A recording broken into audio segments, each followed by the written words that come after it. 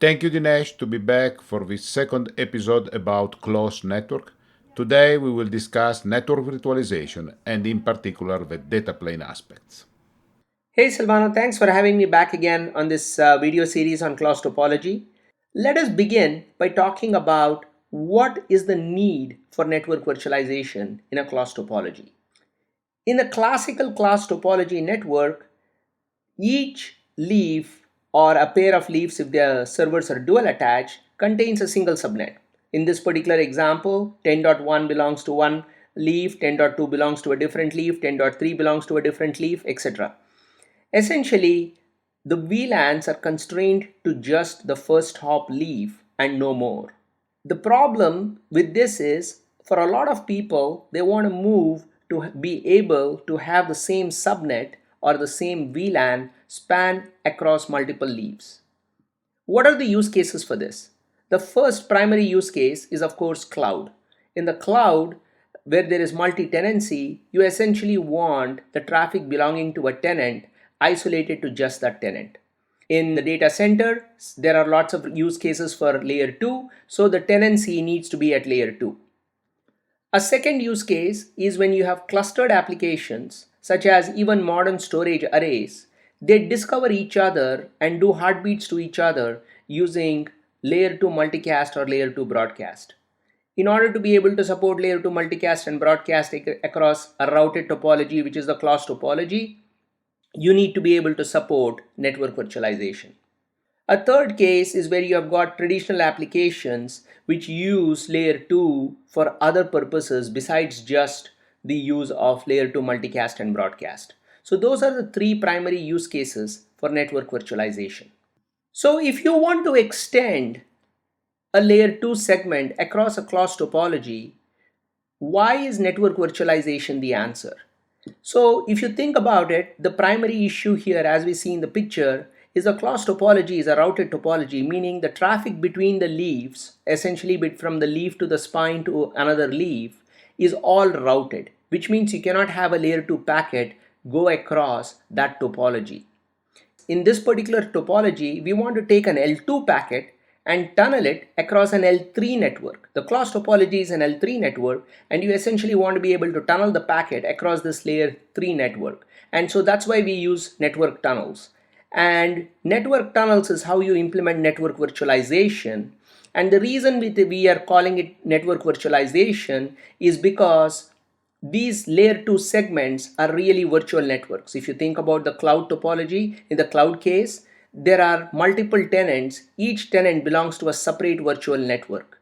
What constitutes a virtual network? The fact that an address in that L2 domain, specifically the MAC address, is unique within that L2 domain only. In other words, you can reuse a MAC address across the different L2 virtual networks. So in this particular topology, if you've got VMs and the VMs all belong to a particular VLAN, it's possible that they have to reuse their MAC addresses or that they do reuse their MAC addresses. We support all of this, the ability to take an L2 traffic across a layer 3 topology, the reason to support tenants a la private clouds via network virtualization. And as we discussed earlier, you do network virtualization through network tunnels because network tunnels transport a packet which is through a network which is not supporting that particular packet protocol. In this case, an L2 packet is tunneled through an L3 network. So there are various kinds of network tunneling techniques, but the one that we will focus on in the data center is VXLAN. VXLAN is the primary tunneling technique that is used inside the data center. There are some others like MPLS, which is very popular, but that is not used in the data center. Genève that VMware is pushing for, that is a fairly new tunneling protocol. NVGRE, which was a competitor to VXLAN that Microsoft introduced. If you look at the VXLAN header, there are 3 or 4 important fields for you to focus on. In the IP header part of the VXLAN, what is important to notice is that there is a source, the source IP address is set to the ingress leaf, which is starting the VXLAN tunnel. The destination IP is set to the egress leaf, which is terminating the VXLAN tunnel. The VNID is the virtual network ID, that's a global virtual network ID across all of the different leaves, whereas the VLAN in this picture is specific to each leaf, it's local to each leaf. And the next part that you have to pay attention to is the packet that the VXLAN is tunneling is an L2 packet, meaning the packet following the header following the VXLAN tunnel header is a destination MAC address. The ingress leaf which encapsulated the packet is called the ingress VTEP or ingress network virtualization edge, and the egress leaf which terminates the VXLAN tunnel is called the egress VTEP or egress NVE.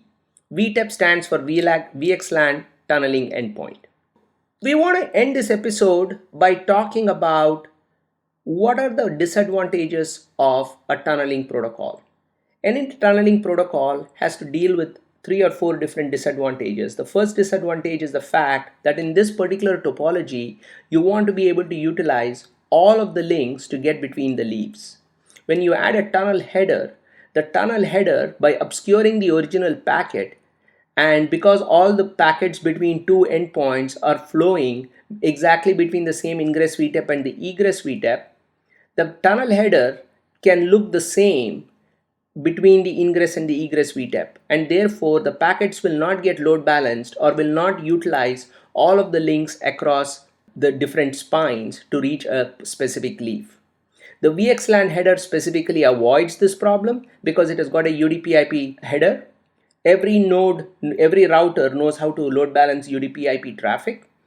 The VXLAN ingress, that is the ingress VTEP, changes the source port of the UDP/IP header based on a hash of the packet that it is tunneling across. So the first limitation of a tunneling protocol is how to load balance across multiple links so that you can actually use all of the effective bandwidth that's available, is solved by having the VXLAN be a UDP/IP tunnel header. The second limitation is that because you have added a tunnel header, you have to change the MTU of the packet that is going from each leaf to the other leaf. If you don't do that, you will exceed the MTU of the link and therefore the packet will be dropped. So essentially you need to have MTU from the server to the first hop leaf to be a smaller size. You add the VXLAN header and make that packet now go from the ingress VTEP to the egress VTEP. The third limitation is because the packet is now obscured by the tunnel header, things like traceroute will need to be modified to be able to expose both the underlay and the overlay header. Different vendors have specific ways to make this happen, but not everybody does it in a standard way, though there is a standard that has been defined. The fourth limitation is if you start the tunnel on the host itself, meaning from the server itself, which is what most hyperscalers do, the VXLAN header affects the ability of the NIC to be able to offload certain important heavy duty functions such as calculating the IP checksum, doing TCP segmentation and offload, TCP checksum offload, etc.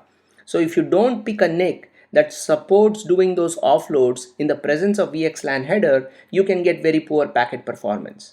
Luckily, there are NICs today that will be able to provide all of those functions in the presence of a VXLAN header.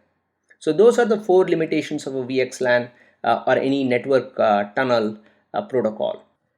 The last part to think about is how do you map the inner packet header, meaning in this case the layer 2 header, to the appropriate destination VTEP.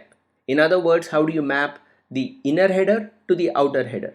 That is done using a network virtualization control protocol, and we will cover what those protocols are in the next episode. Dinesh, thank you for the explanation. I hope it was interesting for our listener. Please subscribe to my YouTube channel by clicking on the button below, and you can also follow me on my GitHub Pages blog. It is silvanoguy.github.io. Thank you so much for listening.